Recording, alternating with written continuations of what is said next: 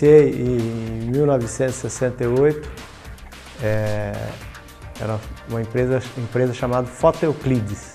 Comecei no laboratório, mas lavando fotografia, fixando, e assim por diante, né?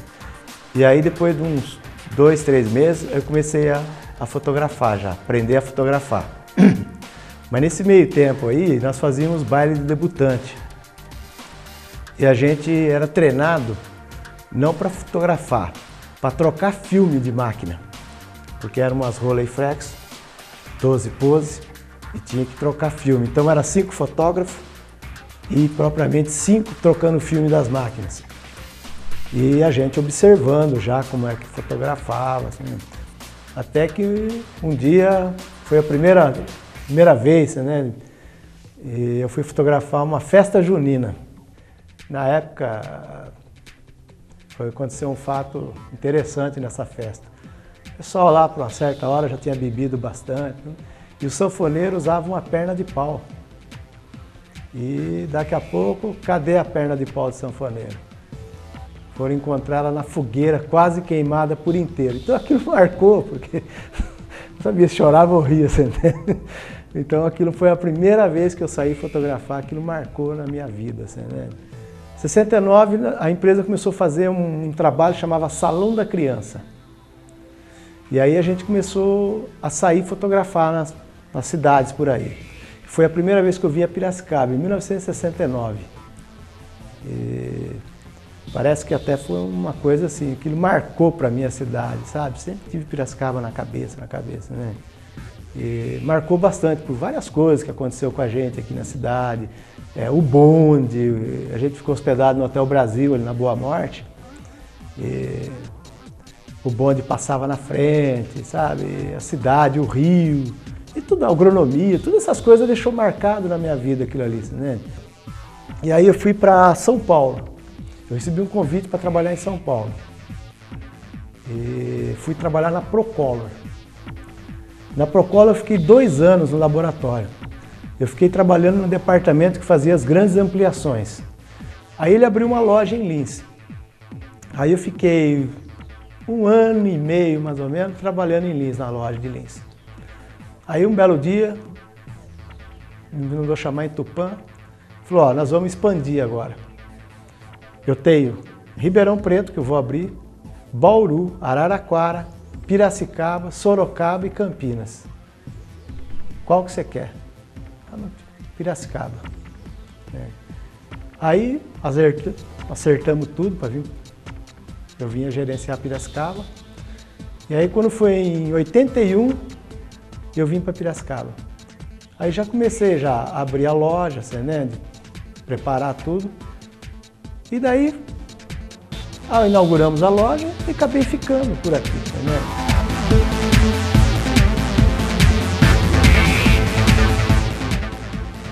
Pela Jetcolo, o primeiro foi o Antônio Presoto, faleceu, Antônio Presoto.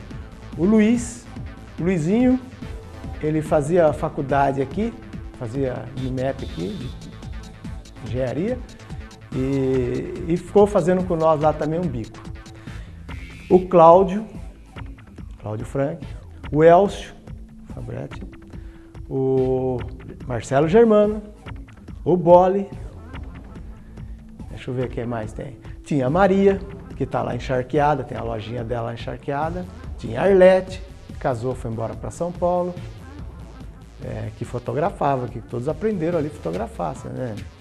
Às vezes eu ficava na igreja da vila, às vezes tinha 4, 5 casamentos. E eu fazia as igrejas, ficava fazendo a igreja, o pessoal depois ia fazer a festa, fazer essas coisas, né? Mas era todo sábado essa vida de 5, 6, 7, 8, 10 casamentos, né? Era o normal da empresa, era isso aí, né?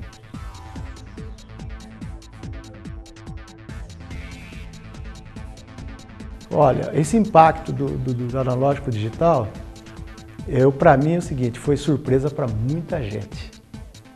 Até o pessoal Fuji, Kodak, não esperava que fosse tão rápido assim. Tanto é que você vê a situação hoje de Fuji, Kodak, como que é essa, né? Então foi muito rápido essa transição. Dá para você hoje comprar uma câmera boa por 2, 3 mil reais para você fotografar. Então isso aí abriu um leque muito grande. Para quem presta serviço, tá ótimo. Agora, para quem revelava, para quem fazia, isso aí já não. Isso já caiu muito já, né? Você abriu uma loja numa segunda-feira, quando era revelação convencional, tinha de formar fila de gente para deixar o filme para revelar. A pressa de ver, né? A pressa de ver. Nós tivemos auge aqui em Piracicaba, no tempo da Jetcolor, da gente pegar 600 rolos de filme num dia.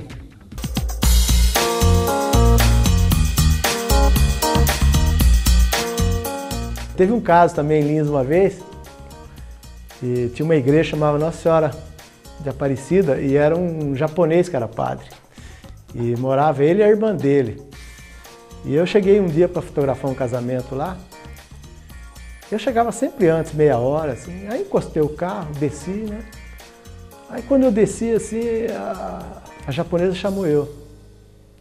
Falou, viu? Olha, acho que vai dar problema aqui. Por quê? Ela falou, porque vai casar aí daqui a pouco o casal, já veio uma mulher aqui, tá brava, porque diz que é namorado dela que vai casar. E aí tá bom.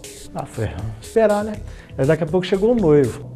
Quando estava prestes, começando a chegar os convidados, tudo, chegou essa mulher lá. Chegou com uma faca desse tamanho, rapaz. Esse noivo correu para trás da igreja, entrou numa sala. Entrou numa sala. Nisso, e ela com a faca lá, procurando ele. Uma facona grande, rapaz. Chegou uma outra amiga dela, com uma barra de ferro também. Queriam pegar o cara de qualquer jeito. E aí virou uma confusão. Aí chegou a polícia, telefonaram para a polícia, né? Chegou lá a polícia e falou, o que eu posso fazer? Não, né? Pegar elas, né? E aí, quem que pegava essas duas mulheres? Nem a polícia conseguia pegar elas. Queriam porque queriam matar o cara. Esse foi o folclore. Aí convenceram, tudo, né? Mas o casamento foi assim, sabe? O cara casava, não olhava no padre, ele olhava para trás para ver se ela não entrava.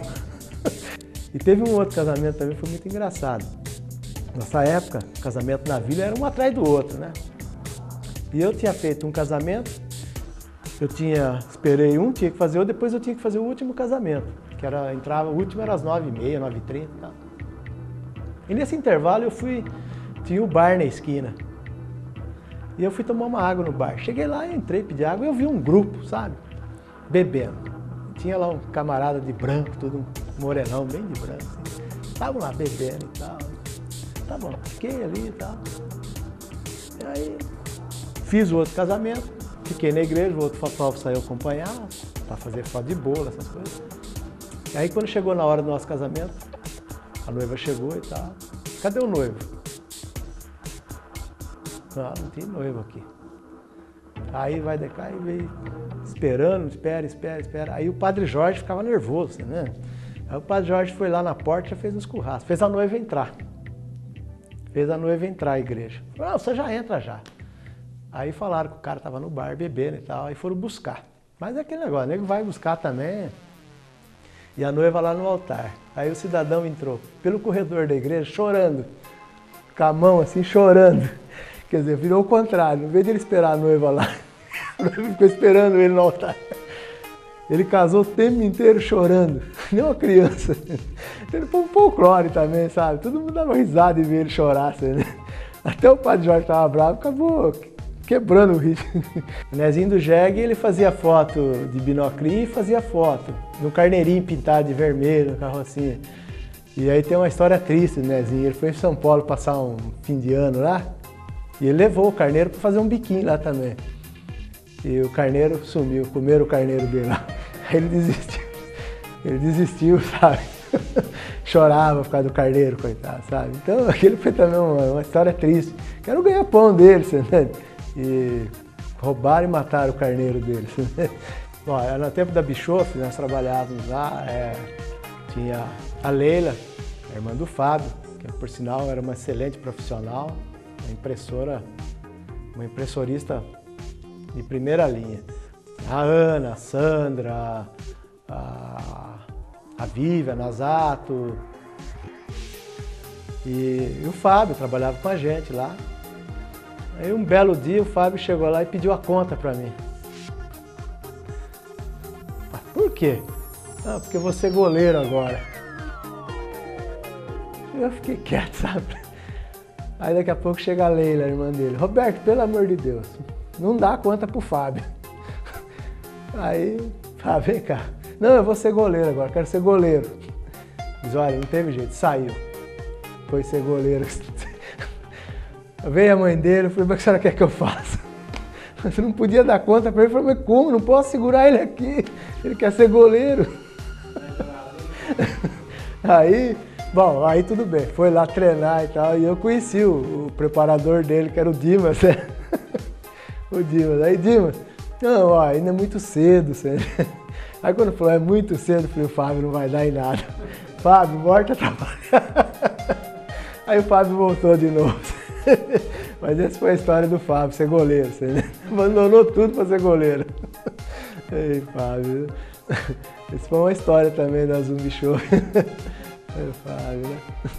Quando eu comecei, a minha referência chamava Euclides Bredariol, Santos Garcia, que eles eram de Lins, os fotógrafos da Euclides. Eram fotógrafos super competentes, né? Pela época, pelos equipamentos que se tinha, que não tinha muito recurso, eram grandes fotógrafos. Era um fotógrafo que ele tirava uma foto de 10 metros, ele não errava um foco, não errava uma abertura. Sabe? Então foram fotógrafos assim, que começou no baile debutante, você não podia errar. Então você tinha que ser certo. Então eu me espelhei muito neles, né? Esses foram meus baluartes para aprender. Né? Aí depois você começa, né, ver um, ver outro, entende? Eu gostava muito do trabalho do Henrique, do Cristiano, porque às vezes quando você está revelando, você está olhando também, entende? Até hoje eu olho fotografia, sabe? Eu gosto de ver. Mas eu estou no laboratório lá e eu fico olhando de amador. Tem amadores aí que tem uma capacidade de tirar fotografia impressionante, sabe? Tem amadores aí que assim, bate mesmo, assim, tiram fotos excelentes, tem visão, tem, sabe, conhecimento. Acha um ângulo certo para fotografia. Tem muitos fotógrafos amador que, olha, é de tirar o chapéu, você entende? Mas eu sempre gostei de Cristiano, de Henrique, você entende? Fotojornalismo não tem igual o Pauléu. Representou tudo que eu tenho hoje foi graças à fotografia. E representa ainda, porque é da fotografia ainda que a gente está sobrevivendo, né? O Guilherme, né? Eu ainda sobrevivo em função da fotografia, você entende? Mas para mim é tudo, você entende? E acho que até a hora de eu fechar o olho nessa tudo. Porque eu também não pretendo, né, pretendo continuar, mas não tão empenhado, mas sempre longe, mas acompanhando, porque eu acho muito bacana. Eu leio, acompanho, fotografo se precisar, hoje com câmera digital não tem nenhuma dificuldade, mexo no computador, trabalho as fotos, gosto de fazer isso aí também, sabe? Então ainda é para mim grande coisa, grande negócio ainda, você entende?